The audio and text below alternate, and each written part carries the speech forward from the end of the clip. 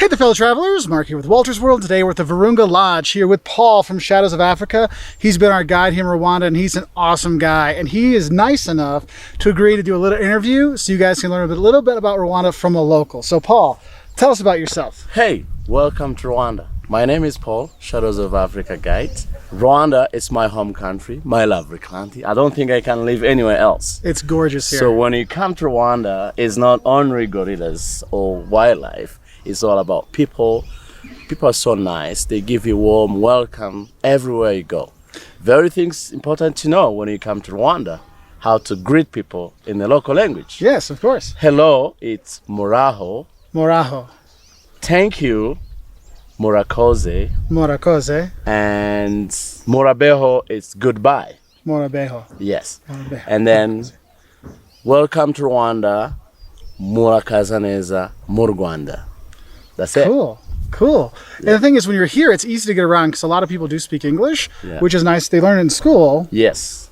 It's something coming in. We, as Rwanda was known as a Belgium colony, a couple of years ago we shifted from French to English. So now all young kids at school are learning everything in English, which is something is coming now. Mm-hmm. But it's always good to know the local language, which is easy to communicate with the local people. When you greet the local people in their language, they feel like you're not a strange person to them. It's like, wow, this person from nowhere, he can speak my language. Yeah, and it really opens people up. And you'll see so many smiles when you're here, and the kids waving and everything. And everywhere. Make sure you got your arm ready to wave a lot, because Yes. you're going to wave a lot when you're here. Yes, yeah, you make sure that's how kids, how people wave. You do like this. Yes, not like this. No, this. No, when that you means- do this, kids gonna come towards you. This is just waving. That's It the was right pretty way funny. to do that. Yeah. Yeah. So when people are coming here, like, what are some of the main places they should visit when they come here to Rwanda? Because we know, like, you got the Volcano National Park it's behind called us. Mohabura, 4,127 meters above sea level.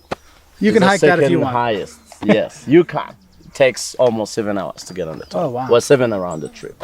So when they go, so the Volcano National Park, you can go hike with or trek with the gorillas. Yes, you can visit Diana Foss's grave. Diana is an American biologist lady who did a great job with these gorillas.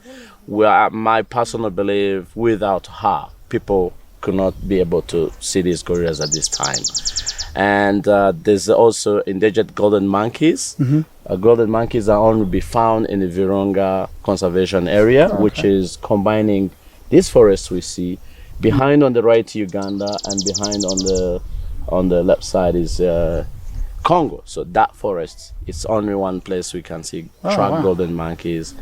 And also you can hike one of these volcanoes. This one you can be hiked, which normally takes 7 to 8 hours around the trip.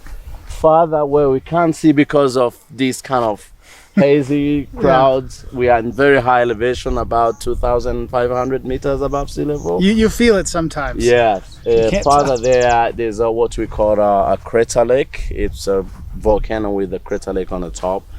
You just hike and you get on the top. And also you can hike one of the highest volcano we have, about 14,700. Normally that is only one place in the entire country where we can have a snow in our winter time. Cool. The rest of the country, no snow. No snow. So if you want to be away from snow, come to Rwanda. Yeah. Okay, so we got here by the Volcano National Park. So but there's other things. What about if I want to go see the Big Five? Yes. Yeah, if I want to go do the safari is stuff. northwest part of the country. That's where we are, which is the home of the mountain gorillas. But we have also southwest part of the country. Nyungwe National Park is the home of 13 primate species, including chimpanzee. Oh, cool. But also in between Volcanoes National Park and the Nyungwe National Park, we have Lake Kivu. Yes. Lake Kivu is a beautiful place to go if you really want to relax. If you really want to enjoy the water bodies, beautiful hotels.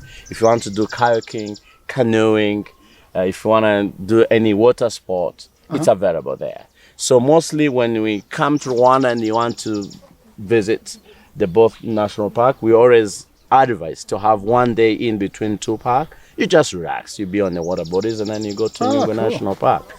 Nyungwe National Park, as I say, the home of 13 primate species. It's rainforests. It's one of the largest rainforests remaining in East Africa. And also 70% of the rain we get in this country comes from there. Oh, wow. So it's our main water tank Yeah. for this country. Cool. As we continue further to the east, we go to Akagera National Park. Akagera National Park is among of the oldest national park in Africa. It has been there since 1934. That was after 9 years when Volcanoes National Park was gazetted. Yeah. And Volcanoes National Park is the first national park in Africa. Yes, that's right. People need to know that. If That's you right. want to That's see the first one. right there. there. And after you drive in the open savanna area, which is a home of Big Five, as I said, Akagera National Park. Akagera National Park, you'll be able to see all Big Five. And also it has a couple of lakes where you can do a boat ride. You see crocodiles, hippos, and people are so interested in bird watching. Rwanda is also one of the bird watching activities. 627 bird species, and Akagera National Park has almost 525 bird species out of 600 we have in the entire country. So it's a beautiful place to go. Akagera is not only animals you're gonna see on the ground. Yeah. Also, Akagera National Park has a couple of lakes, about 9 lakes in the park, where mostly some of them you do the boat trip to see a Nile crocodile, which is one of the largest crocodile in the world. Oh, wow. And you'll be able to see schools of hippos and colonies of birds. Every single corner you take the boat, they're there. Oh, wow. And it's so beautiful place to be. I always recommend someone to go there. On the top of that, there's a new national park. It's called Gishwati and Mukura Forest. Okay. It's a fragment of Nyungwe National Park. It's a little forest which is located in between the Volcanoes National Park and the Nyungwe National Park. It's now a protected area. Okay. It's a home of chimpanzee. Oh. We are thinking in the next couple of years it will be also some place where people can track chimpanzee apart from Nyungwe National Park. But don't forget to overnight in Kigali, Yes. which is in the middle of the country, one of the cleanest city in the world. In the world, saying honestly. in the world. Yes. Yeah, I mean, he picked us up, and I'm yes. like, we could eat off the streets. Yeah. I mean, it is that clean. And it's super safe, too. I keep telling people that be surprised when you see garbage. Yeah. If you don't see garbage, that's how it is. Yeah. I mean, it's And amazing. This came from us.